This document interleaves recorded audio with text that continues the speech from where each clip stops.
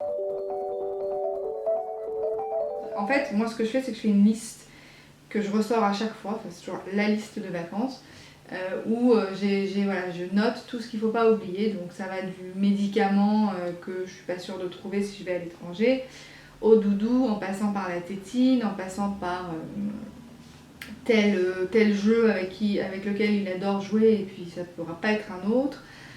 La crème solaire, les lunettes de soleil, le bob, la casquette, les gants, enfin voilà, des trucs qu'on a chez soi, qu'on n'a pas nécessairement envie d'aller acheter ailleurs et qui peuvent faire vite tourner les vacances au drame si on les oublie.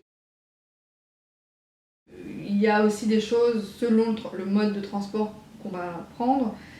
Voilà, si on est en voiture, ça va peut-être être plus facile. Enfin, il faut prendre de l'eau, des petits gâteaux, etc. Mais on va rester ensemble dans la voiture, on va pouvoir les occuper comme ça. Si on prend l'avion, voilà, il faut penser que l'enfant va peut-être être malade ou va peut-être vomir. Alors du coup, il faut lui prendre une tenue de change. Et à soi aussi d'ailleurs, parce qu'il m'est arrivé de prendre l'avion pendant quelques heures. Et voilà, mon bébé, enfin à l'époque, mon enfant bébé était malade. J'avais prévu une tenue pour lui et puis pas pour moi. Donc je me suis retrouvée toute sale pendant tout le voyage. Donc maintenant, dès que je prends l'avion, en tout cas un vol de plus d'une heure, je prévois un change pour lui, un change pour moi.